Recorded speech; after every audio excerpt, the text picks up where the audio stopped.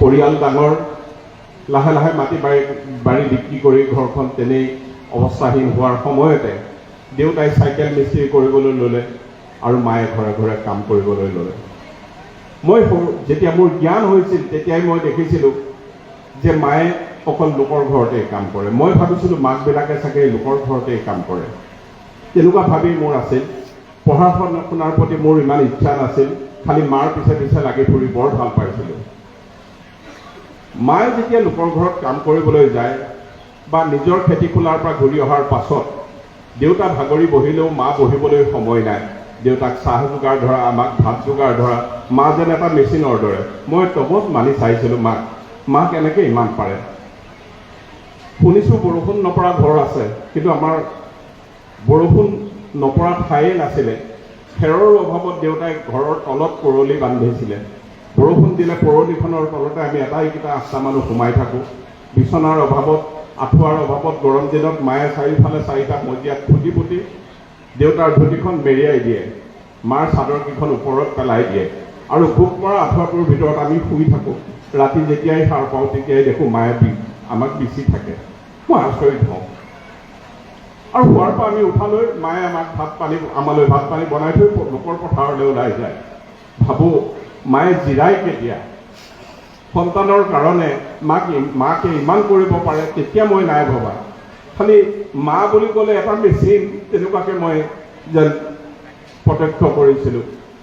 এনেদৰে মায়ে ঘৰে ঘৰে কাম কৰি গৈ থাকোঁতে মোৰ চকুত আমাৰ মাক জনপ্ৰিয় আছিল। কেনেকৈ ভাবিছিলোঁ, সেই অঞ্চলত, নেমুটেঙানী অঞ্চলত, সাপতীয়া অঞ্চলত, হাৰহি অঞ্চলত ক'ৰবাত সকাম হ'লে গাঁৱত কাকো নিমন্ত্ৰণ নকৰিলেও আমাৰ মাক নিমন্ত্ৰণ কৰে। মই মালৈ চাওঁ, আমাৰ মা ইমান ধুনীয়া যে চবেই মাতে, আৰু মাক মই নিবলৈও কওঁ, নিনিয়ে। এদিন সেই সৌভাগ্য আহিল। আমাৰ ঘৰৰ পিছফালে এখন হাৰহি বুলি নদী আছে, নদীখন পাৰ হ'লে বহু গাঁও পায়। সেই গাঁৱত মাক সকামলৈ মাতিলে, আৰু মাৰ সকামৰ লিষ্টখন মই ৰাখোঁ মনত সদায়। মাক সদায় মনত পাওঁ, আজি আমুকত আছে সকাম, তামুকত আছে। কেলে? মা সকামলৈ গ'লে ঘূৰি আহোঁতে কিবা খোৱা বস্তু লৈ আহে, সেইটোৱে মোৰ হেঁপাহ। সেইদিনা মায়ে মোক লৈ গ'ল। আমাৰ ঘৰৰ পিছফালে পোনাই গ'লে 2 কিলোমিটাৰমান হয়। নদীখনত সাঁকো এডাল আছে, সাঁকোডাল পাৰ হৈ আমি সকামৰ ঘৰ পালোগৈ। সকামৰ ঘৰ পোৱাৰ পাছত ৰভাৰতলিত ভকত বৈষ্ণৱ বহিছে। মায়ে গৈ পাই নাদৰ পৰা পাত পটুৱা ধুবলৈ আৰম্ভ কৰিছে। মই অলপ লাজকুৰীয়াও আছিলোঁ, 6-7 বছৰমান চাগে হৈছিলে। মাৰ লগত মই ইটো সিটো কৰি দিছোঁ, কাণে কাণে মাক কওঁ, অ' মা, ৰভাৰ তলত কিবা খাবলৈ দিছে, ব'ল আকৌ তাত বহোগৈ। মায়ে কয়, ৰচোন অকণমান সহায় কৰি লওঁ, তোকো দিব নহয়। সবাহ হ'ল। মায়ে কামেই লাগি থাকিল, মই মাৰ পিছে পিছে। যেতিয়া ভোজ ভাত হৈছিল দুপৰীয়া, তেতিয়া এজন ব্যক্তিয়ে মোক কৈছিল, এই ল'ৰা, সেই কিনাৰত বহি খাগে যা। কিন্তু মায়ে নাই খোৱা কাৰণে মই নেখালোঁ। ভকত বৈষ্ণৱ ভাগিল এটা সময়ত, মায়ে ৰভাৰতল সাৰিলে। মই লাহে লাহে অনুভৱ কৰিবলৈ ল'লোঁ মায়ে আচলতে কি কৰে। এটা সময়ত আমাক ভাত দিলে, আমি ভাত খালোঁ। মায়ে কলপটুৱাৰ 3টা ডোং গামোচাৰে বান্ধি যেতিয়া ঘৰলৈ আমি ঘূৰিছোঁ, সন্ধিয়া হ'বৰ হ'ল, খৰ খোজেৰে আহিছোঁ, কাৰণ পথাৰেদি পোনাই আহি দিনে পোহৰে পাবগৈ লাগিব। বাটত মই মাক সুধিছিলোঁ, মা, তই কিয় সবাহত নবহিলি? মা, তই অকল কামেই কৰি থাকিলি। অ' মা, আমাক নেমুজোপাৰ ওচৰত ভাত কিয় দিছিলে? আমাকতো ৰভাৰ তলত নিদিলে। মায়ে মাত্ৰ কৈছিলে, মনে মনে থাক। যি নহওক, সাঁকোডাল পালোহি। মই সৰু ল'ৰা ফটাফট পাৰ হৈ গ'লোঁ। মায়ে ভাতৰ ডোংকেইটা লৈ সাঁকোত গৈ আছে। মায়ে সাঁতুৰিব নাজানে কাৰণে খুপি খুপি গৈছে। তলত খুব মেটেকা, পাৰ উঠিবলৈ অকণমান বাকী মাত্ৰ। তেনেকুৱাতে জোপত খাই মা পৰি গ'ল। মই পাৰত চিঞৰিলোঁ, মা পৰিল, মা পৰিল। গৰখীয়া এজন ক'ৰবাৰ পৰা দৌৰ মাৰি আহি মাৰ চুলিকোছাত ধৰি মেটেকাত বাট কাৰণে মা অলপ অলপকৈ সোমাই গৈ আছিল। পাৰলৈ উঠালে, বননিতে পৰি মায়ে কান্দিছে। মাৰ গাত কাপোৰ কম, মাতৃসকলে বুজি পাব। কাম কৰা মানুহ এগৰাকীৰ গাত কিমাননো কাপোৰ থাকিব। সেয়ে হয়তো সেইজন ব্যক্তি আঁতৰি দিলে। মই মাৰ গাটো লিৰকে বিদাৰি চাই সোঁ আঁঠুৰ তলত অকণমান তেজ ওলোৱা দেখি গেন্ধেলি বন অকণমান মোহাৰি লগাই দি মাক কৈছোঁ, মা, তই বহুত দুখ পালি নেকি, ইমান কান্দিছ? মায়ে কৈছিল, সেইটো কাৰণে কন্দা নাই, উপায় ভাতখিনি তিতিলে, সিহঁতক কি খুৱামগৈ? মই ভাবিছিলোঁ, বাহ মা, সন্তানৰ কাৰণেতো আৰু কি ভাবিব নোৱাৰো। ঠিক তেনেধৰণে আৰু এটা কথা, বহু কথাৰ মাজত আৰু এষাৰ কথাই ক'ব খুজিছোঁ মই। ঘৰৰ পৰা 11 কিলোমিটাৰ আঁতৰত ঢকুৱাখানা টাউন, তালৈ মা গ'লে 15 দিন 20 দিন এমাহলৈকে থাকে। তালৈ মা গ'লে মই বৰ ভাল পাওঁ, মাৰ মুখত শুনো, মাক বৰ মৰম কৰা মানুহ এঘৰ আছে, প্ৰমাণো আছে।